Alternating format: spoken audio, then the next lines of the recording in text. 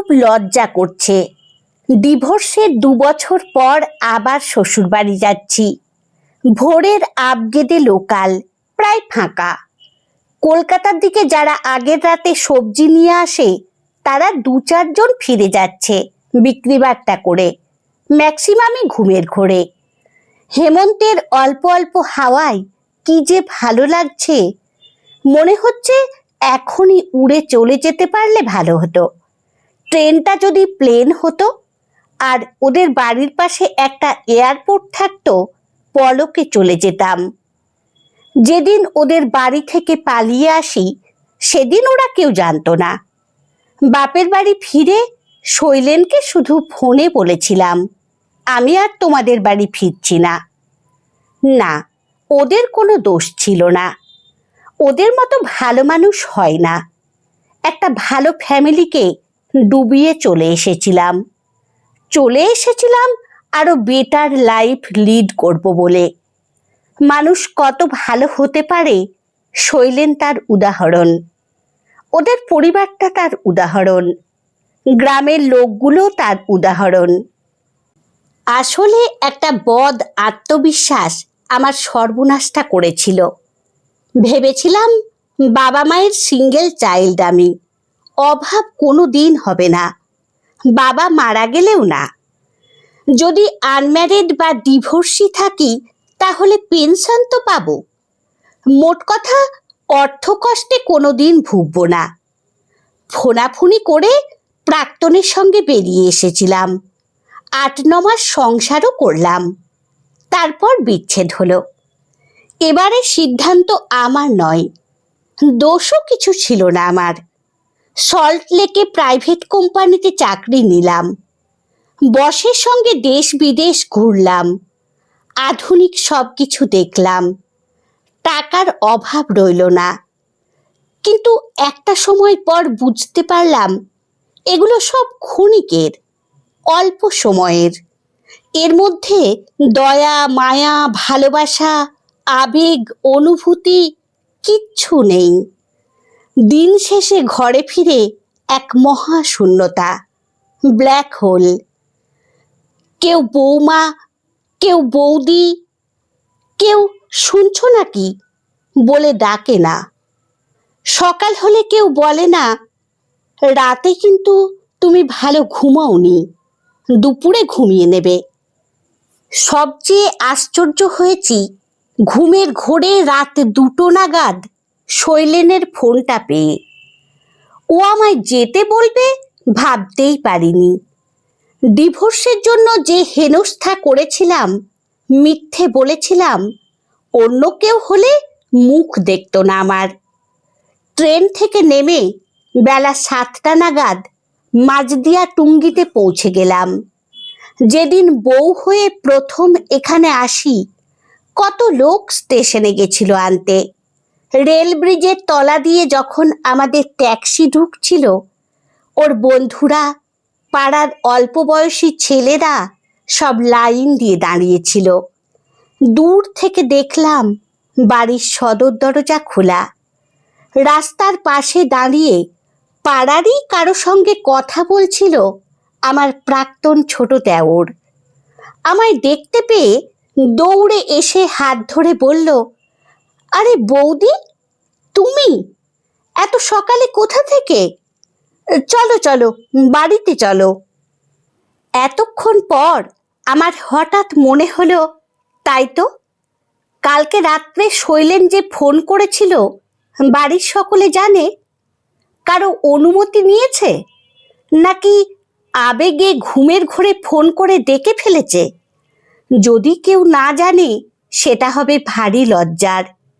ভাববে আমি বেহায়ার মতো এসে হাজির হয়েছি, আমার আর যাওয়ার জায়গা নেই।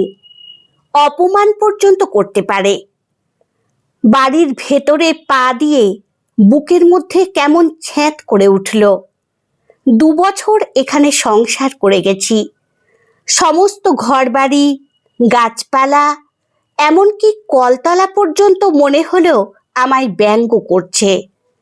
রান্নাঘরের কোণে টিয়া পাখিটি পর্যন্ত ডেকে উঠল। মনে হলো ও বলছে, কেন এসেছিস? কেন এসেছিস? অসভ্য বেহায়া মেয়ে কোথাকার! আমার শরীরে এত লজ্জা কোথায় ছিল কি জানি। ভীষণ খারাপ লাগতে লাগলো প্রতিটি জিনিসপত্র দেখে। মনে হলো এক্ষুনি সমস্ত গ্রামের লোক ছুটে এসে আমায় ধিক্কার জানাবে, থুতু ছেটাবে। আমার ছোট দেবর আমার হাত ধরে আমার সেই পূর্ব পরিচিত ঘরে, সেই সুন্দর বাসর ঘরে, সেই প্রথম দিনের আবেগ মাখানো ঘরে এনে খাটে বসিয়ে বলল, দেখো দাদা ঘরের কোনো কিছু চেঞ্জ করেনি, কোনো কিছু ফেলেনি। তোমার সমস্ত জিনিস যেমন ছিল তেমনই আছে। একদিন শুধু তোমার রেখে যাওয়া বডি স্প্রে আমি মেখেছিলাম বলে দাদার সে কি রাগ! বিশ্বাস করো বৌদি, তারপরে আর ধরিনি। আমার চোখ ফেটে জল বেরিয়ে এলো। এত ভালো ফ্যামিলিকে কিভাবে বিপদে ফেলেছিলাম! শুধুমাত্র নিজের সাময়িক সুখের জন্য কত বড় ক্ষতি করেছিলাম এদের। শাড়ির আঁচলে চোখের জল মুছে বললাম, মা কোন ঘরে? আমায় একটু নিয়ে চলো। মনে হয় না উনি আমার মুখ দেখবেন। আমি ক্ষমা চাইব। এই সময় আমার হাজব্যান্ড চিৎকার করতে করতে বাড়িতে এলো। বলল, ভরত, ভরত, কোথায় গেলি রে? তোকে যে মাঠে পাইপ নিয়ে যেতে বললাম, গেলি না তো? শ্যালো চালাতে পারছি না। হুটোপাটি করে ঘরে ঢুকে আমায় দেখে দুপা পিছিয়ে গিয়ে আশ্চর্য হয়ে জিজ্ঞেস করলো, আরে তুমি কখন এলে? আমি ওর প্রশ্নের উত্তর দিতে পারলাম না। কি উত্তর দেব, যাকে কোর্টে দাঁড় করিয়ে সকলের সামনে স্ত্রীর ওপর জুলুমকারী, এমনকি রেপিস্ট পর্যন্ত বলেছিলাম?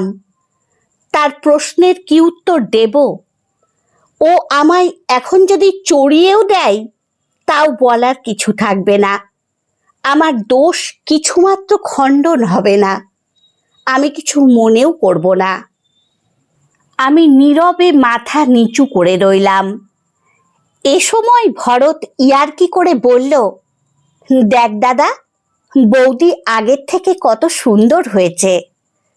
একটু থেমে তারপর আমাকে উদ্দেশ্য করে বলল, তুমি কি খাও গো বৌদি? এই দেখো না, আমি মোটা হবার জন্য কত কিছু খাচ্ছি, হচ্ছি না। ওর মুখে বৌদি ডাকটা যে কি সুন্দর লাগে।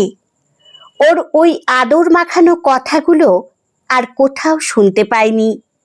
কত জায়গা ঘুরেছি, কত পয়সাওয়ালা লোকের সান্নিধ্যে গেছি, কিন্তু এই মিষ্টি ডাক, এই আদর মাখানো মমতা কোথাও পাইনি। শৈলেন ভরতকে একটা ধমক দিয়ে বলল, পাইপটা নিয়ে গিয়ে মেশিনটা চালু করে দিয়ে আয়, ধানের জমি শুকিয়ে আছে, বেরো। ভরত অনিচ্ছা সত্ত্বেও বেরিয়ে গেল।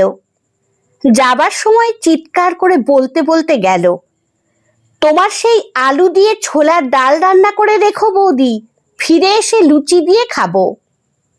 হায় রে কপাল, কাদের ফেলে চলে গেছিলাম আমি! কি ভূত চেপেছিল মাথায়! মানুষের যখন বিপথে যাওয়ার নেশা চাপে তখন তার সমস্ত চেতনা লোপ পায়, হিতাহিত জ্ঞান অদৃশ্য হয়। প্রেম, প্রীতি, ভালোবাসা, দয়া, মায়া, স্মৃতি, বিস্মৃতি সব কিছু কর্পূরের মতো উবে যায়।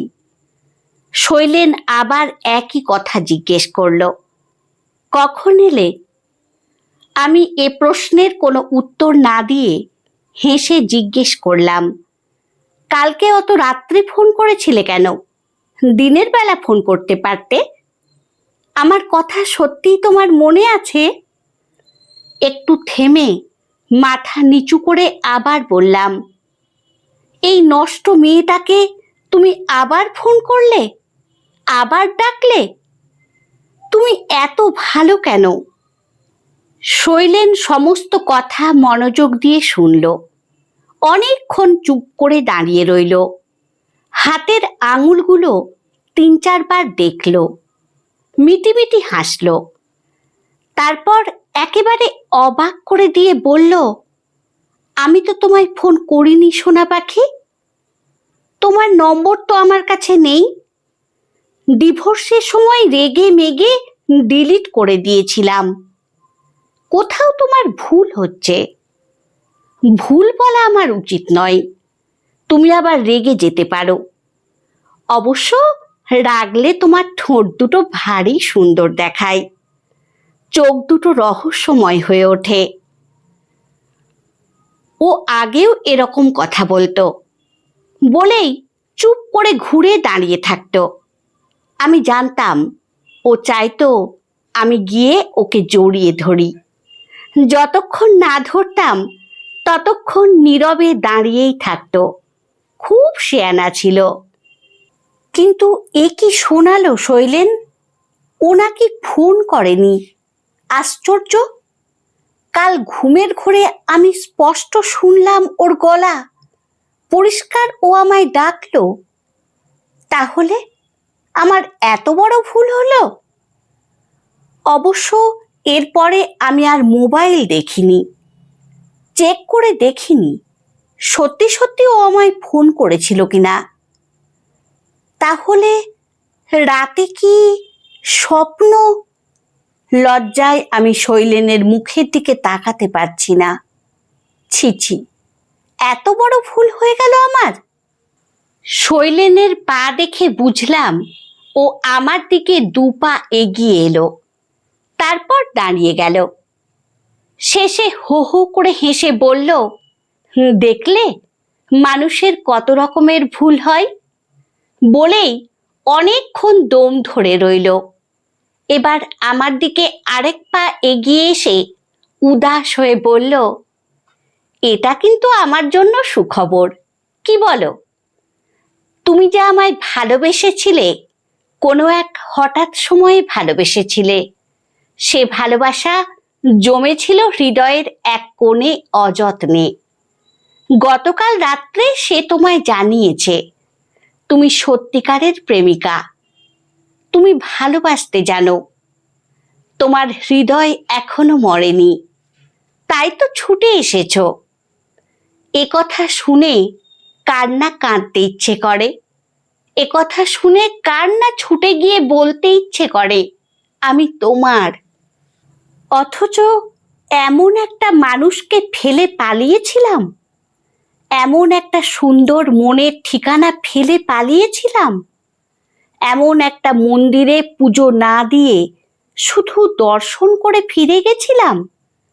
ও আবার বলল, শোনো পাখি, তুমি এখন যে যন্ত্রণা পাচ্ছ, লজ্জা পাচ্ছ, মুখ তুলে তাকাতে পর্যন্ত পারছ না, এটা হলো ইহ জগতের শাস্তি, পাপের শাস্তি, ভুলের শাস্তি। তুমি যদি সত্যি সত্যি বুঝতে পারো তুমি ভুল করেছিলে, সেটা হবে তোমার শান্তি, মনের ভেতরের শান্তি। দীর্ঘক্ষণ কাঁদার পরে মনে যে ক্লান্তি আসে, সেই শান্তি। অনেকগুলো কথা একসঙ্গে এসে ভিড় করে অপেক্ষা করছিল মুখে। আমি ধীরে ধীরে শান্তভাবে বললাম, আমি কি তোমার বুকে একটু মাথা রাখতে পারি? ও হাত না বাড়িয়ে বলল, হ্যাঁ পারো, কিন্তু তুমি নিজেই গভীরভাবে ভাবো সত্যি সত্যি বুকে মাথা রাখবে কিনা, রাখা উচিত কিনা। আর যদি রাখো তাহলে কতক্ষণের জন্য, কত দিনের জন্য। শৈলেনের কথা আমি বুঝতে পেরেছি।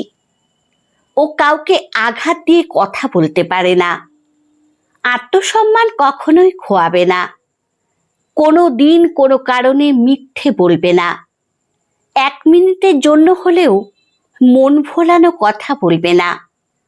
ওর কথা আমি বুঝতে পেরেছি। আমার চোখে জল এসে গেছিল। অতি কষ্টে সংবরণ করে বললাম, আমি কি তোমার সামনে থেকে চলে যাব? তোমার অসহ্য লাগছে? না, অসহ্য লাগছে না। অসহ্য লাগবে কেন? শোনো, ভালোবাসা কাকে বলে জানো? ভালোবাসা হলো যাকে দেখলে আনন্দ হয়, যার কথা ভাবলে চোখে জল আসে, যার কথা মনে পড়লে ঠোঁট হাসিতে উদ্ভাসিত হয়, হৃদয় ব্যাকুল হয়, কষ্ট লাঘব হয়, ফুলে ফুলে ভরে ওঠে অন্তর। তাকে দেখে চলে যেতে বলা যায় না। আর থাকতে না পেরে দৌড়ে গিয়ে ওকে জড়িয়ে ধরে বললাম, তুমি আমায় এত ভালোবাসতে, আগে তো বলনি। কতক্ষণ এভাবে ছিলাম জানি না। ধীরে ধীরে ও আমায় ছাড়িয়ে খাটের উপর বসিয়ে দিয়ে বলল, যে নারী পুরুষের ভালোবাসা ধরতে পারে না, বুঝতে পারে না, সে চঞ্চলা, তর্কপ্রিয়, অবুঝ। তুমি 2 বছর আমার কাছে ছিলে। তুমি আমায় দেখেছ, আমার অন্তরটা দেখনি। তুমি আরো কিছুদিন সময় নাও, মনকে প্রশ্ন করো, হৃদয়কে আগুনে পোড়াও। সত্যি মন আমার চঞ্চলা, ঠোঁট তর্কপ্রিয়, হৃদয় অবুঝ। এখন কি বলবো বুঝতে না পেরে মাথা নিচু করে বসে রইলাম চুপ করে। শৈলেন আমার ভাবগতিক দেখে হাসল। অত্যন্ত দীর্ঘ কণ্ঠে বলল, চলো তোমায় স্টেশনে দিয়ে আসি। ঘুমের ঘোরে না বুঝে চলে এসেছ, তোমার এখনো স্থিরতা আসেনি। সঙ্গে প্রায় কিছুই আনিনি। মাথা নিচু করে বেরিয়ে এলাম ঘর থেকে। আমায় দেখে বারান্দার টিয়া পাখিটি আর একবার নতুন করে ডেকে উঠল। এবার যেন বলল, যাচ্ছিস কেন? তোর তো পুনর্জন্ম হয়েছে, যাস না। স্টেশনে এসে দেখি ট্রেন দাঁড়িয়ে, সিগন্যাল সবুজ। ফাঁকা সিট পেয়ে এক কোণে ব্যাগ কোলে তুলে বসলাম মনমরা হয়ে। আর চোখে শৈলেনের দিকে একবার জানালা দিয়ে তাকিয়ে দেখি ওর চোখে জল। হাত উঁচু করে কাছে ডেকে বললাম, আমি এসেছি শৈলেন, আমি এসেছি।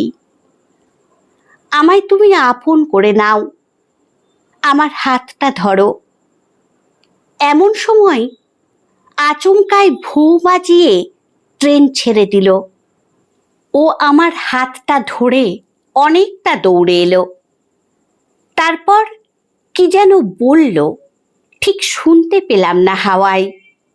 ঘাড় ঘুরিয়ে পেছনে তাকিয়ে দেখি শৈলেন কি যেন বলছে আর দৌড়াচ্ছে, প্রাণপণ দৌড়াচ্ছে। গল্পটি আপনাদের কেমন লাগলো কমেন্টে অবশ্যই জানাবেন। ভালো লাগলে লাইক ও সাবস্ক্রাইব করে পাশে থাকবেন। ধন্যবাদ।